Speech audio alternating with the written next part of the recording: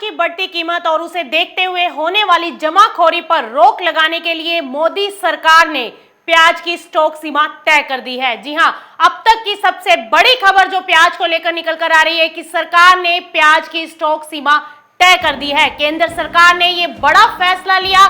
शुक्रवार शाम को ये अपडेट निकल कर आया है कि केंद्र सरकार ने प्याज की स्टॉक सीमा तय कर दी है। प्याज की बढ़ती कीमतों पर सरकार ने हथौड़ा मारा है।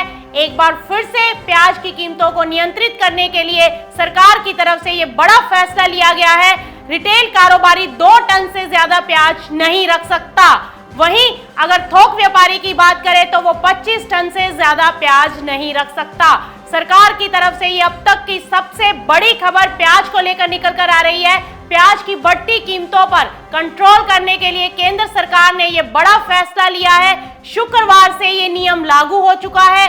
कल देर शाम ये अपडेट निकल कर आया कि सरकार ने प्याज की कीमतों को कंट्रोल करने के लिए स्टॉक सीमा तय कर दी है। अब तक की सबसे बड़ी खबर, प्याज पर स्टॉक सीमा लगा दी गई है। सरकार की तरफ से अब कोई भी व्यापारी प्याज को एक लिमिटेड मात्रा में ही स्टॉक कर सकता है, उससे ज्यादा मात्रा में स्टॉक नहीं कर पाएगा। कल देर शाम उपभोक्ता मंत्रालय की तरफ से ये अधिसूचना जारी की गई थी और आपको बता दें कि आयात किए गए प्याज पर किसी प्रकार का कोई प्रतिबंध नहीं है। देश की मंडियों में प्याज की कीमतों को कंट्रोल करने के लिए सरकार की तरफ से ये अधिसूचना जारी की गई है कि सरकार की तरफ से प्याज को लेकर स्टॉक सीमा तय कर दी गई है। अब कोई भी व्यापारी ज्यादा मात्रा में प्याज स्टॉक नहीं कर पाएगा। अब तक की सबसे बड़ी खबर, बिहार में 3 दिन बाद इलेक्शन होना है और उसके मद्देनजर ये बड़ा फैसला सरकार की तरफ से लिया गया है। माना जा रहा है कि इलेक्शन की वजह से हो सकता है कि सरकार ने ये फैसला लिया। मध्य प्रदेश की 28 सीटों पर चुनाव होने हैं, उपचुनाव होने हैं। वहीं 3 दिन बाद बिहार में भी इलेक्शन है। क्या इलेक्शन के मद्देनजर सरकार की तरफ से ये फैसला लिया गया? प्याज किसानों पर दोहरी मार पड़ती नजर आ रही है। प्याज की फसल खराब हो चुकी है। प्याज की कीमतें लगातार बढ़ रही थी, जिसके मद्देनजर सरकार ने उपभोक्ताओं को ध्यान में रखते हुए ये बड़ा फैसला लिया है। आपको बता दें कि इससे पहले अक्टूबर 2019 में भी प्याज की स्टॉक सीमा पर लिमिट लगी थी और मध्य प्रदेश सरकार ने ये लिमिट लगाई थी। उस समय कमलनाथ की सरकार थी। उस समय भी इलेक्शन के टाइम पर हमें देखने को मिला था कि प्याज की स्टॉक सीमा तय कर दी गई थी। अब भी बिहार में इलेक्शन होने हैं और उसके मद्देनजर प्याज के ऊपर उसकी कीमतों को नियंत्रित करने के लिए केंद्र सरकार ने ये बड़ा फैसला लिया है। केंद्र सरकार की तरफ से प्याज की स्टॉक सीमा तय कर दी गई है।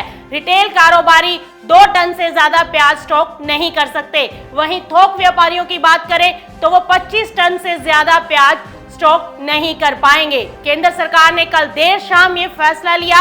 अब तक की सबसे बड़ी खबर प्याज को लेकर जो निकल कर आ रही है वो ये है कि प्याज को कीमतों को कंट्रोल करने के लिए अब सरकार ने स्टॉक सीमा तय कर दी है। माना जा रहा है कि अब इलेक्शन होने वाले हैं। बिहार में अगले 3 दिन में इलेक्शन है, उसके मद्देनजर हो सकता है कि ये फैसला लिया गया हो। मध्य प्रदेश में भी कई जिलों में उपचुनाव होना है, तो उसका भी हो सकता है कि ये इम्पैक्ट हो, जिसके मद्देनजर सरकार ने प्याज की कीमतों को नियंत्रित करने के लिए ये अहम फैसला लिया है। सरकार ने यह भी साफ किया है कि आयात किए हुए प्याज पर स्टॉक लिमिट लागू नहीं होगी। केंद्र ने राज्यों से बफर स्टॉक से प्याज निकालने के लिए कहा है। प्याज की कीमत पर नियंत्रण पाने के लिए केंद्र ने सभी राज्यों के प्याज से बफर स्टॉक से प्याज निकालने के लिए कह दिया है।